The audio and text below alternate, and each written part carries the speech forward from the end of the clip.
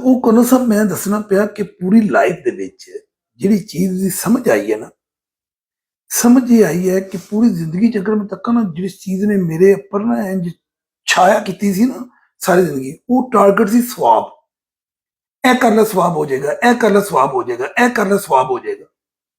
ਇਸ ਸਵਾਬ ਦੇ ਰਾਹ ਵਿੱਚ ਰਿਹਾ ਮੈਂ ਅੱਲਾ ਦੀ ਤਲਾਸ਼, ਅੱਲਾ ਦੀ ਜੁਸਤਜੂ, ਅੱਲਾ ਦੀ ਚਾਹ ਤੱਕੀ ਨਹੀਂ ਹੈ।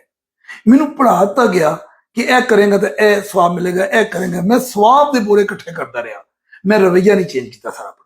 ਮੈਂ ਨਾ ਪੜੋਸੀ ਵਾਸਤੇ ਸਕੂਨ ਦਾ ਬਾਇਸ ਨਹੀਂ ਬਣਿਆ। ਮੈਂ ਆਪਣੇ ਦੋਸਤ ਵਾਸਤੇ ਫਾਇਦਾਮੰਦ ਨਹੀਂ ਬਣਿਆ। ਮੈਂ ਕਿਸੇ ਦੇ ਕੰਮ ਨਹੀਂ ਆਇਆ ਸਰ। ਮੈਂ ਬੋਰੀਆਂ ਇਕੱਠੀਆਂ ਕਰਨਾ ਪਿਆ ਕਿਦੀਆਂ ਸਵਾਬ ਦੀਆਂ। ਪੜ੍ਹਾਈ ਕਰਕੇ ਚਿੱਲੇ ਕਰਕੇ ਮੈਨੂੰ ਹੁਣ ਇਤਨੀ ਤਕਲੀਫ ਹੁੰਦੀ ਹੈ, ਇਹ ਕਰ ਲੋ ਤਾਂ ਇਹ ਕੰਮ ਹੋ ਜਾਏਗਾ, ਇਹ ਕਰ ਲੋ ਤਾਂ ਇਹ ਕੰਮ ਹੋ ਜਾਏਗਾ। ਕੀ ਲੋੜ ਹੈ ਮੈਨੂੰ ਸਹੀ ਕੰਮ ਕਰਨੇ ਦੀ, ਸੱਚ ਬੋਲਣੇ ਦੀ? ਮੈਂ ਉਹ ਚਿੱਲਾ ਕਟਾਂਗਾ ਤੇ ਮੇਰਾ ਕੰਮ ਹੋ ਜਾਏਗਾ, ਰਿਜ਼ਕ ਦੇ ਦਰਵਾਜ਼ੇ ਖੁੱਲ ਜਾਣਗੇ, ਹੈ ਸਾਰੀਆਂ ਮੁਸੀਬਤਾਂ ਦੂਰ ਹੋ ਜਾਣਗੀਆਂ।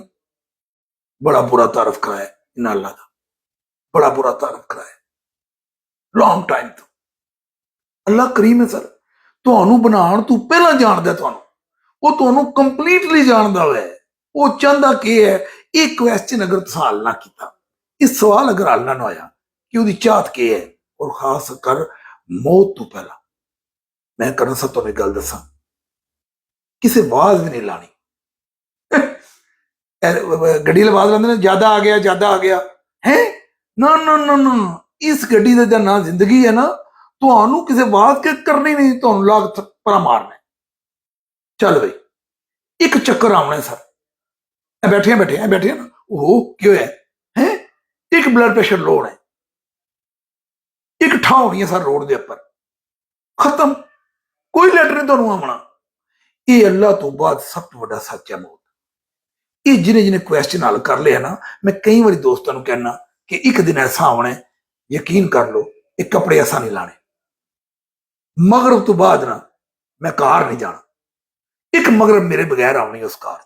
ਜਦੋਂ ਮੇਰਾ ਤਕੀਆ, ਮੇਰਾ ਚਾਰਜਰ, ਮੇਰੀਆਂ ਚੱਪਲਾਂ, ਹੈ मेरा बिस्तरा, है मेरी सारी चीज़ा, ये कहाँ पे पड़ा हुआ है, ये इधर होता है, ये इधर होता है, मेरा टेलीफोन सर, है ये सारे किसी और के हाथ जा जाए। और सर पहली बार मैंने लगता है कि मेरा आधार बंद किसी और खोलना में, हाँ, और शायद कैंची नाल कट कर लाना। जिसले बाडी लम्मी पई होनी है ना सर, इनू बंदा डोल जाए ना, इनू संभालना बड़ा औखा है।